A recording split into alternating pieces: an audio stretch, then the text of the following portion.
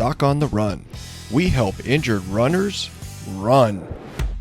Today on the Doc on the Run podcast, we're talking about 3 different ways to determine limb length discrepancies in a runner. Today's episode actually comes from one of the podcast listeners who was listening to the Doc on the Run podcast and then sent in a great question. This comes from Sandra, who asked, is there a best way to ascertain if a person has a leg length discrepancy? MRI, manual measuring, what is it? And so that is a great question. So there are lots of ways to figure out whether or not you have a limb length discrepancy. And a limb length discrepancy just means that one leg is a little bit longer than the other. That can happen 2 different ways. One way is if you have some kind of injury that makes you stand in a way that effectively creates a limb length discrepancy.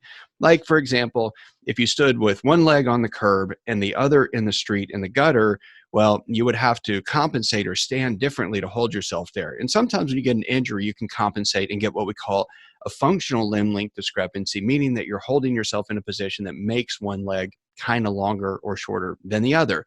But what I think Sandra's actually talking about here is a structural limb length discrepancy. And that means that one bone is actually longer than another or positioned in a way that makes it longer than another. And that can happen.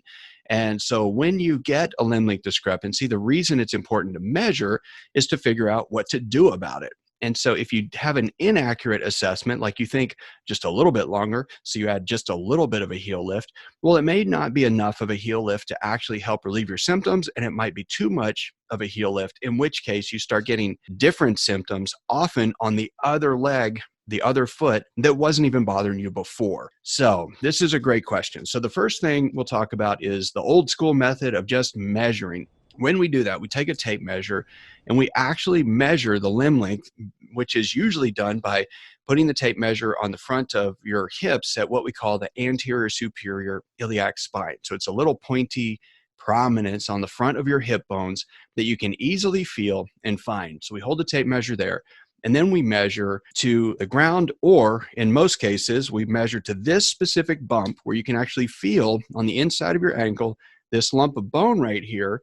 And we find the end of the tibia right there. We mark it on the skin and we measure to that mark on the skin. Now that is how we typically measure it. Now that oftentimes can be pretty accurate. I always like to double check it because there's such a huge amount of error that can happen when you do that. Because if you measure it yourself, it's really hard to do. You can't reach your feet. So you have to have somebody help you. So what most people do is they take a tape measure, they hold it on that bump on the hip, and then the person down on the ground is actually holding and measuring to this point on the end of your tibia or the inside of your ankle. Now, if the person pulling the tape down to your ankle actually tugs on it a little bit, that could move it a couple of millimeters or more.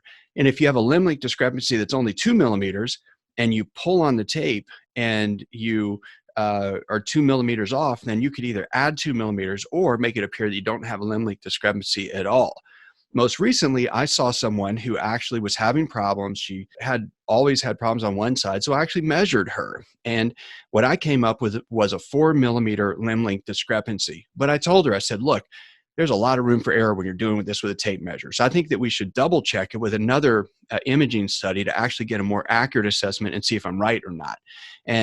And I told her, I said, we could go on with this if you want, but that's not what I would personally do. But that's the first way to do it. Just old school tape measure, measuring the actual length of the 2 limbs and then comparing them.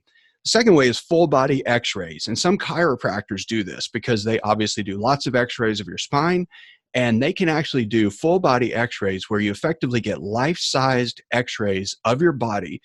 And then they can very effectively measure from the ground all the way up to where your hip joints are, the positioning of your hip, even the top of the hips, to actually see if you have some tilting of the hips due to back problems, hip problems, or anything else. That's another way to do it that is actually better than just measuring with a tape measure, because you're actually getting to measure for a structural limb length discrepancy by looking at life-size x-rays. The third way is my preferred way, and this is called a CT scanogram. So a CT is a CAT scan, and a CAT scan is just a fancy way to do a whole bunch of x-rays. And most often this is done when we're looking for very specific problems in specific bones, like a bone cyst or a bone tumor, or a crack in the bone, a fracture that's very subtle. And CTs are great for imaging bone because they use basically x-rays to do them with a computer helping. But a CT scanogram is basically a very, very low radiation version of a CT scan that just actually does more or less a full body x-ray. So we basically just do from the feet all the way up to the hips. We get a full length measurement, and then we can individually, with a computer program, actually measure the length of the tibia, the length of the femur, the length of the entire extremity, all of that stuff pretty accurately. Now, the reason I bring that up is that patient who I had measured with the tape measure, and I came up with a 4 millimeter limb length discrepancy. Well, we got a CT scanogram. Turns out it was exactly 4 millimeters, and her tibia on one side was 4 millimeters longer than the other tibia. Her femurs, the thigh bones, were actually the exact same length. So all of her structural limb length discrepancy was actually in the tibia or the shin bone, but that accounts for 4 millimeters of trouble. And so then we can make a decision on how much lift to put under her on her shorter side to help compensate from that and remove some of her symptoms and correct for that limb length discrepancy. But those are the 3 ways you can determine a limb length discrepancy in a runner. Doc on the Run. We help injured runners run.